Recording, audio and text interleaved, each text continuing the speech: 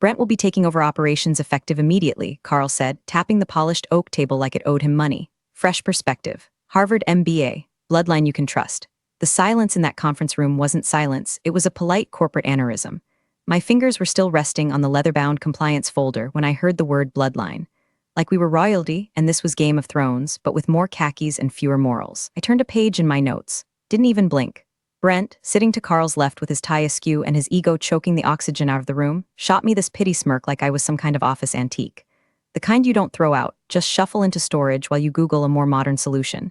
Let me back up. My name's Emily, and for 12 years, I was the director of risk and compliance at Midline Freight Logistics. You've probably never heard of us, but if you've ever bought furniture that showed up intact and on time, there's a decent chance I had something to do with that. I built the internal frameworks that held this company together. My systems, my teams, my contract clauses, my damn blood pressure. And now, Carl had decided all that experience was obsolete because his sister's kid once gave a TEDx talk about disrupting the shipping paradigm. That's when Carl said it, loud enough that even the janitor pretending not to eavesdrop probably winced. My nephew's more qualified. I swear, he said it like it was a mic drop. Like Brent's overpriced education had already done more than my 12 years of pulling this company back from the brink every time someone else screwed up. Now listen, I know how these stories usually go. Woman gets disrespected, yells in a meeting, flips the table, storms out to bay and say, "That's not what happened." I just smiled, clicked my pen and kept taking notes. Because when someone shows you their cards, you don't throw your own down, you memorize theirs, quietly. Also, real quick, if you've made it this far and you like stories where arrogant suits crash and burn under their own egos, go ahead and tap that subscribe button or like this story. It helps our team keep these tales rolling in, and trust me, this one only gets messier. Brent introduced himself with a "Hey guys," like he was a dorm mixer, not sitting at the helm of operations for a $300 million freight company. I clocked the nervous twitch in his jaw, the way he didn't meet the eyes of the heads of departments, and the PowerPoint he pulled up, let's just say it had more gifs than graphs. Carl was glowing like a gas leak. Emily's going to be taking a well-earned backseat while Brent drives innovation forward. Backseat, that was rich. I'd written the emergency protocols that had kept this company from federal audits twice. I'd negotiated insurance clauses so bulletproof, our competitors tried to copy them and still ended up paying double in premiums. But now I was background noise to a frat boy with spreadsheet allergies. I closed my notebook gently, nodded to no one in particular, and said, "Happy to support the transition." Carl grinned like he'd won. Brent looked confused, maybe even relieved, and me? I'd already filed the first memory in a mental folder I titled, Their Funeral Volume I. What they didn't know, what they hadn't even thought to ask, was that the company's most important client contract had a section written by yours truly. And that clause didn't just require my signature. It required me. But I wasn't going to tell them that. Not today, not yet. Sometimes the best revenge doesn't come with fireworks. It comes with a silence so calm, people mistake it for surrender. Let them promote their bloodline. Let them believe their own press release. I'd already planted the landmine. All I had to do was wait for them to step on it. The HR call came 2 days later, exactly as I figured. They scheduled it for 4:15 p.m., late enough that the building would be half empty, early enough that they could still clock out without bumping into me in the parking garage. Corporate cowardice wears beige walls and motivational posters like armor. Emily, Cheryl from HR began, eyes flicking to the folder in front of her like it might attack. We've done a careful analysis of department overlap, and we're moving in a different direction. Different direction. The phrase HR uses when they're holding a knife and pretending it's a handshake. Carl was there too, of course, leaning back in the corner chair like he was watching reruns of a sitcom he'd already spoiled. His smirk was part condescension, part relief, like my firing was a gastric event he'd finally passed. "We've crafted a severance package we feel is fair," Cheryl said. The packet slid across the table like a drink bill after a date you didn't enjoy. 2 weeks' pay, no extension on benefits, a signed NDA buried in fine print, and the cherry on top, clause that said I'd waive rights to contest recent operational changes, like my removal was just a game of musical chairs and not a premeditated gutting. I flipped through the pages slowly, nodding. "So just to be clear," I said, calm as a coma, "this is the whole package?" Carl cleared his throat. "Look, Em, this is just how business evolves. Brent's already proven himself capable, and we don't want this to get messy. You've got a solid reputation. It'd be best if we kept it that way." That was the moment the heat behind my eyes turned to ice. Not because I was hurt, hell, I'd seen this coming since Carl started calling Brent our next big thing, but because he just made the mistake of talking to me like I was a threat in remission. I signed the paperwork. No flinching. No teary monologue about loyalty or fairness. I signed it like I was approving a purchase order for toner. Then I leaned back, folded the pen neatly into the folder, and asked, "May I have a printed copy for my records?" Cheryl blinked like I'd asked for her kidney. Yes, sure, of course." Carl stood up fast like the room was on fire. "Well, good luck, Em, seriously, no hard feelings." He extended a hand. I looked at it for a second too long, then stood, collected my things, and walked past him without shaking it. If he was going to erase me from his vision of the company, he could get used to watching my back as I left. Just before stepping into the elevator, I did one last thing. There's this whiteboard outside the strategy conference room, an ugly old thing with coffee smudges and ghosted markers from meetings past. They'd recently scribbled out a project schedule for Q3 contract adjustments. Names, dates, arrows. I took out my phone, snapped a photo. One of the listed action items read, Review PIL Clause 11.4 Who owns it post-transition? Interesting question. I took the stairs down, all 9 floors. Needed the rhythm of my boots on concrete to work through the fog curling around my ribs. Because even if you see the punch coming, it still knocks the wind out of you. 12 years, boxed into a manila folder and a parking validation. But somewhere between floor 6 and 5, that quiet devastation began to shift. Not into rage, that's too loud. Into calculation, that's colder, smarter. They thought I'd go quietly because I didn't scream, because I didn't claw or beg or throw down a resignation manifesto. But I wasn't walking away. I was waiting. And somewhere inside that building, a time bomb with my signature on it was still ticking. They didn't even clear out my office right away, just swapped the nameplate and called it Operations Strategy. As if renaming it could bleach out the 12 years of coffee stains, fire drills, and late-night contract reviews, written under deadline with my shoes off and a heating pad across my back. Brent moved in the next day, rolled up in a Patagonia vest and loafers with no socks, clutching a to-go smoothie like it was a weaponized personality trait. He stood in the doorway of what used to be my office and announced, "Let's make this place a little less." 2009. By noon, he'd already dismantled 2 of the internal audit workflows, said they were bureaucratic fat and paralysis by analysis, which is Ivy League for I don't understand what any of this does, so I'll delete it and hope nothing catches fire. By the end of the week, he'd removed 5 layers of compliance checks I'd built after a near-fatal logistics error 5 years ago, the same checks that had saved the company from a $12 million liability. But those stories weren't in his case studies. Carl clapped him on the back like a proud dad at a JV basketball game.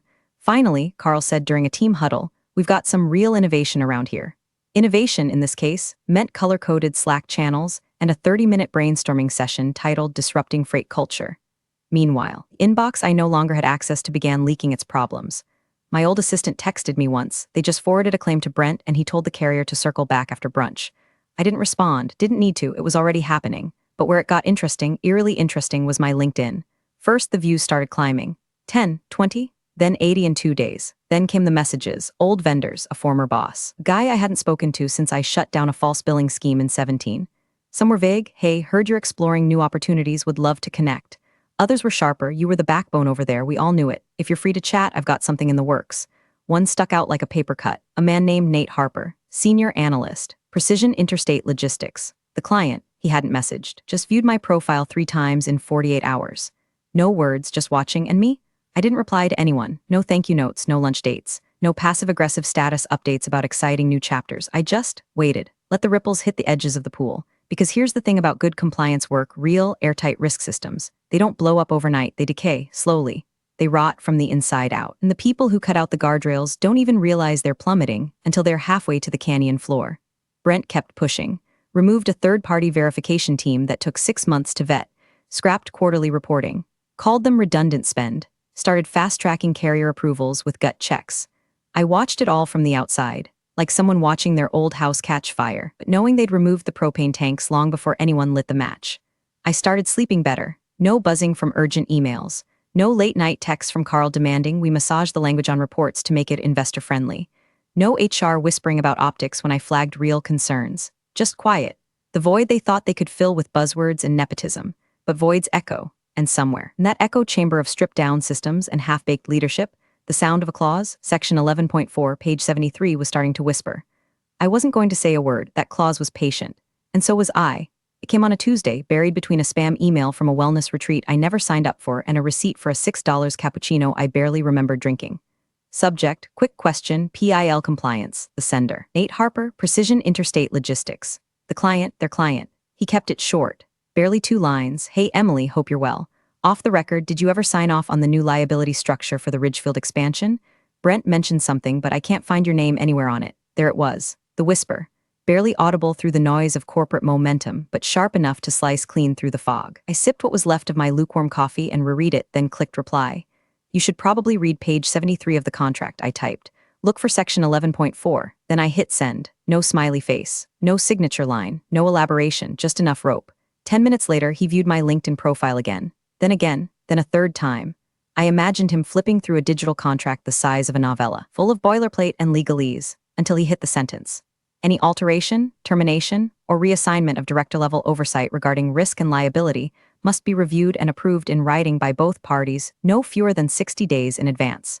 Termination without such notice shall constitute a breach of contract, subject to immediate suspension of coverage and services. My name was right there in the margin. Drafted by me, proved by both legal teams, countersigned by their general counsel, and sealed with an addendum from the year we renegotiated their bundled liability policy. Brent hadn't signed off on anything, because Brent didn't even know it existed. Carl had skipped the review process entirely, thinking the contract was just another dusty tome filed away in digital storage, same as all the other documents. He never bothered reading past the executive summary. Nate didn't reply right away. He wouldn't, not while he was confirming with legal, not while he was calculating the potential fallout if that clause had in fact been violated. And I went back to my puzzle, a 2,000-piece landscape of the Dolomites. I placed a sky piece into a jagged corner, listened to the click, and let the silence fill the room. That's the thing about being good at risk. You learn to live in the in-between spaces, not just the explosion, but the seconds before it, the hush, the vibration, the flicker in the air when everything knows something's about to break. When you've drafted contracts long enough, you know that power isn't in what you say, it's in what you leave behind, waiting for the right eyes to find it. By Thursday, 3 more people from PIL had viewed my profile. One of them worked in legal, another in strategic partnerships. The last one, the EVP of operations, big title, bigger implications. Still no messages, but I didn't need them to speak. I just needed them to read. Brent, meanwhile, was still on his LinkedIn bragging about breaking silos and cutting red tape. He posted a selfie from the new operations bullpen with a caption that said, "Sometimes progress looks like chaos until the results show up." Cute. I wondered if the results would still show up after a $150 million contract got iced. The whisper had begun. And like all good whispers, it wasn't meant for everyone, just the ones smart enough to listen. Brent's first real screw-up wasn't flashy. No headlines, no flaming trucks or scandalous HR leaks. Just a box unchecked. A simple equipment compliance form tied to refrigerated freight units, boring as hell, unless you understand that one unchecked box flags you for a potential USDA violation, which flags your entire division for a possible federal audit. Which, for a logistics company operating across 28 states, is like accidentally inviting the IRS to your birthday party and handing them your diary. The form had been part of our internal redundancy net, triple-checked by compliance, time-stamped, filed, and backed up across 2 systems. But Brent, in his infinite wisdom, had recently removed what he called legacy friction points. Translation, anyone or anything that made him look less efficient on spreadsheets. So the form didn't go through. The client caught it. Not PIL, this was a different one, smaller but still big enough to have lawyers on speed dial. Carl tried to plug the hole with a cheerful all hands. Mistakes happen. What matters is how we respond. What mattered, actually, was that Brent had overridden a critical process and replaced it with an Excel template he found on Reddit. He hadn't even locked the cells. The logistics coordinator could have typed banana under hazardous material code and no one would have caught it. But still, Carl defended him. Called the feds overzealous. Said the form wasn't mission critical.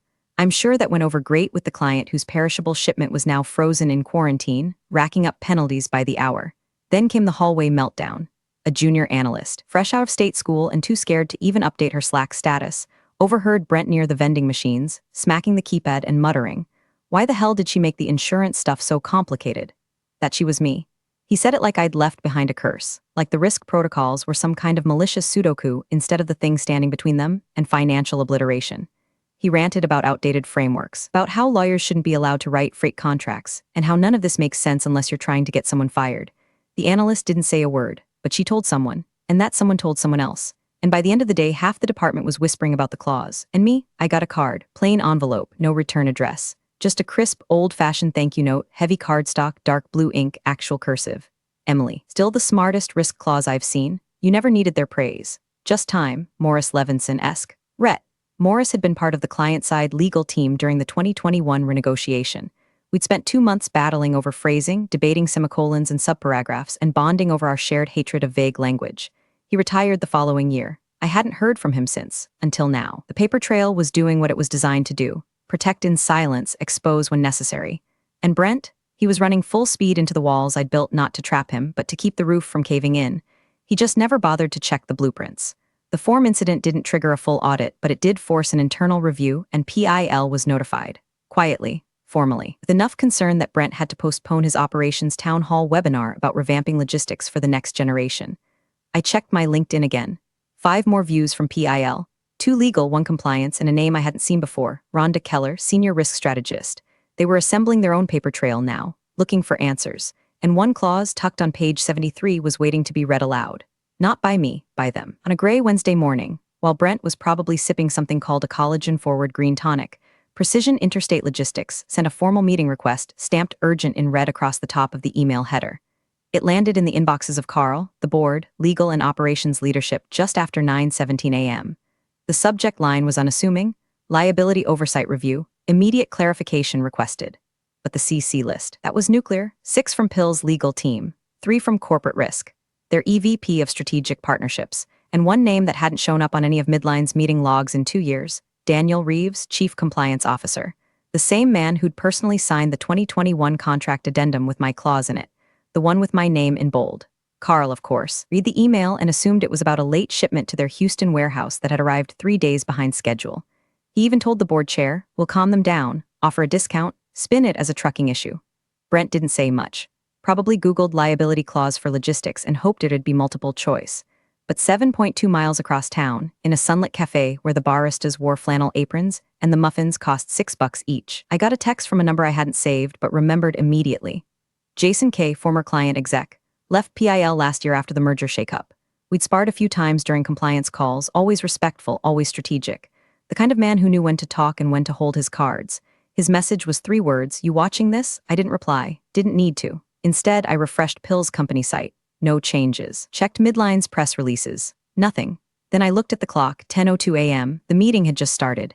Inside Midline's 14th floor boardroom, the tone was polite but icy.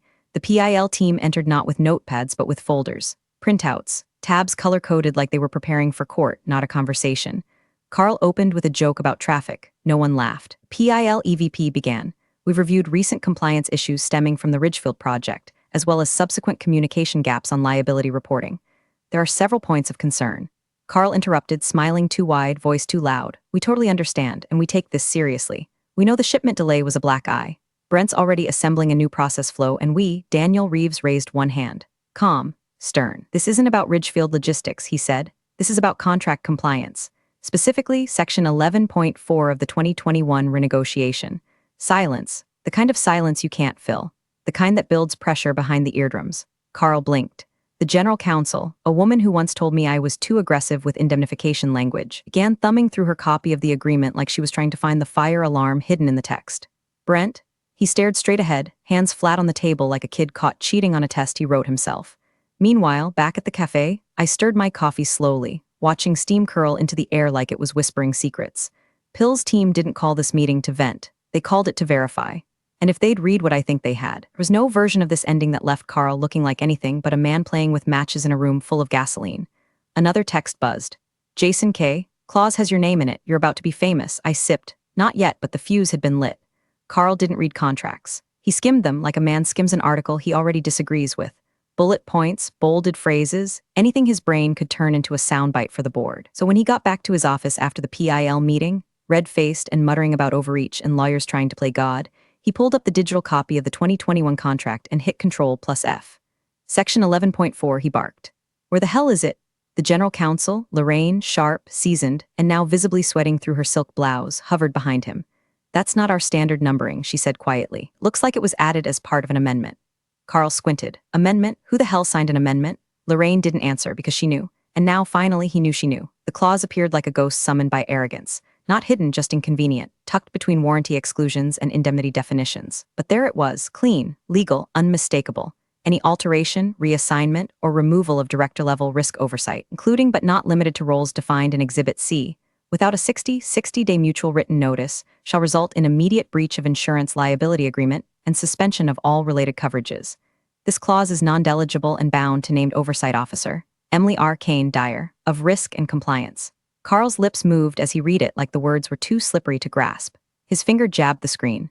Who let this through? Lorraine adjusted her glasses. This wasn't in the original 2019 draft. Looks like it was part of the 2021 PIL risk renegotiation.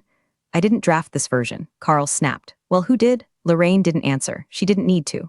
Carl's face went pale, then flushed again with that blotchy red rage that shows up when a man realizes he's not just behind, he's surrounded. Brent, meanwhile, wandered in halfway through the panic, holding a Red Bull and looking like he'd walked in on a live autopsy. "They're not going to actually freeze the account," he said, half smirking, trying to reclaim the frat boy confidence that had worked so well in rooms where no one knew better. Carl seized the idea like a drowning man grabs a pool noodle. "Exactly. We'll spin it, say it was a misinterpretation. Contracts get messy. They don't want to lose us either." Lorraine was still scrolling. "This clause is enforceable. It's clean, it's signed, and it's embedded in the section tied directly to liability coverage." "They'll blink," Carl muttered, pacing now. "We're too big to drop." But even as he said it, something else was happening. Back in my apartment, where the air smelled like cinnamon tea and vindication, I refreshed Midline's company site and froze. Maintenance mode. All public-facing documents gone. All investor info grayed out. Contact forms disabled. They were trying to cover their tracks. Late, panicked, like putting a tarp over a flood. I checked the investor relations page. Offline, checked the executive bio page. Gone, checked the press center. 404. I could almost hear it, the clatter of consultants called in last minute, the legal interns rifling through archived PDFs, the executive assistants being screamed at for sending the wrong version. Carl had built a house on a fault line. Now the walls were groaning. Because the client hadn't just found the clause, they'd understood it. And understanding meant leverage. And leverage, once held, doesn't beg, it dictates. I got one more text that night, from Jason again. Lorraine looked like she'd seen a ghost. Carl's yelling about sabotage. "Someone just asked where you're working now." I didn't answer. I just opened the bottle of wine I'd been saving for day that never seemed to come, poured a glass, and let the silence stretch. Because in less than 12 hours, they'd be sitting across from the client again. And this time, Section 11.4 wouldn't be a whisper. It would be a detonation. They thought it was going to be a routine cleanup, a corporate fire drill. Hand out a few platitudes, smooth the client's feathers, maybe offer a discount on freight or some bloated value-added service nobody asked for. Carl even wore his navy blue crisis blazer, one with the lapel pin he always pulled out when he wanted to look trustworthy without being specific. But the moment they walked into the precision boardroom, the tone was wrong. Too quiet. No coffee trays, no handshakes, no forced small talk about the Bengals game or quarterly synergies. Just a long, polished table with folders already placed at each seat. Branded, tabbed, heavy. Carl sat at the head like he still believed he belonged there. Brent took a seat to his right, jaw tight, fingers tapping a nervous Morse code on the armrest. Lorraine, legal, flipped through the folder like she was looking for a trapdoor. Across from them sat the EVP of Precision Interstate Logistics, Robert Geller. Tall, mid-60s, spine straight as a knife, reputation for being slow to anger but nuclear when lit. He didn't waste time. He opened his folder, pulled out a sheet, and read, "Any alteration, reassignment, or removal of director-level risk oversight, including but not limited to roles defined in Exhibit C, without a 60-day mutual written notice, shall result in immediate breach of insurance liability agreement and suspension of all related coverages." He placed the sheet gently on the table, tapped the bottom of the page. Emily R. Kane, Director, Risk and Compliance typed. Signed, dated, stamped. Silence fell so hard you could hear the fluorescent lights buzz. Brent looked like someone had just read him his own obituary. His mouth opened once, then shut. He glanced sideways at Carl, who was blinking too fast, throat working up and down like he was trying to swallow a confession. Lorraine finally spoke. Quiet, hesitant, "We didn't anticipate the scope of this language. There may be room for interpretation." Robert raised one hand. She stopped cold. "This clause was drafted, approved, incorporated into the 2021 agreement with full knowledge of both parties. It is enforceable." Another executive leaned forward. "And per our internal risk policies, this clause directly impacts all active insurance coverage related to high-value freight transfers, including bonded shipments and international cargo." Carl tried to find the floor with his eyes. "Look, Bob, this doesn't have to be dramatic. Talking about a bureaucratic oversight. Surely you're not suggesting." Robert didn't raise his voice.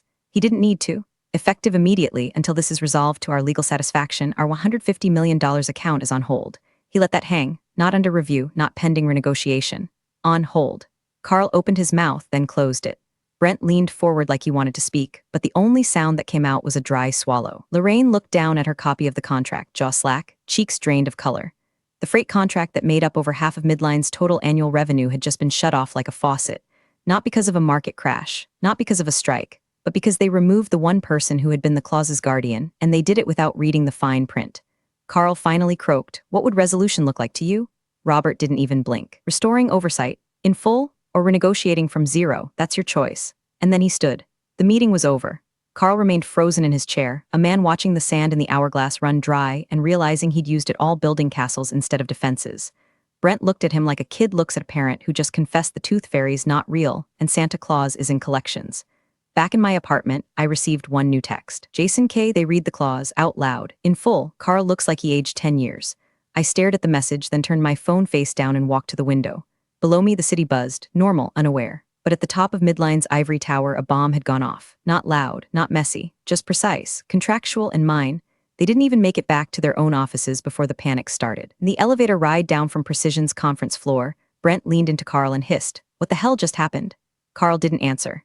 His phone was already buzzing, legal, finance, someone from investor relations asking why a $150 million revenue stream just turned into a brick wall. By the time they got back to Midline HQ, the board was on an emergency call. No pleasantries, no introductions, just tension thick enough to choke on. "Can we undo this?" someone asked, breath sharp through the speakerphone. "No," came the reply from a senior partner. His voice was low. "Final, she had us sign this in 21. It's enforceable, we all missed it." A pause, "Then you need to call her." They didn't say my name, but they didn't have to. Lorraine was already scrolling through her contacts. Carl hesitated. Brent offered, "I can." "No," Carl snapped, then softened. "Let me." He dialed. 1 ring, 2, voicemail. He tried again, straight to voicemail.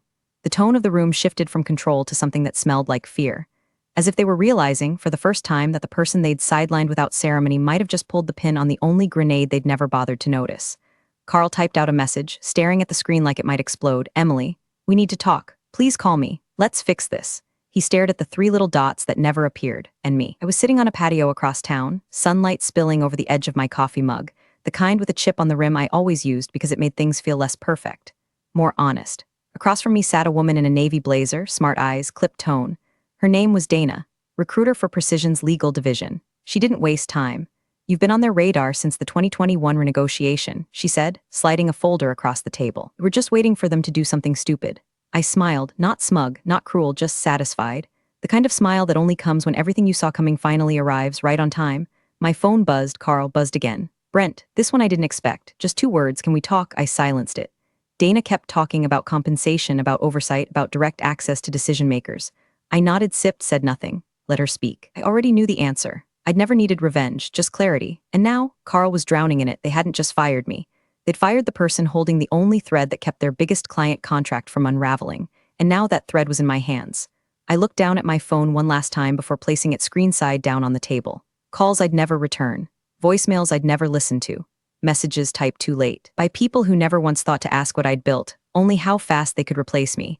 Turns out, some things aren't replaceable. Some clauses are binding, and some women, we don't scream, we draft, and then we wait. Appreciate you sticking around, you legends of the break room.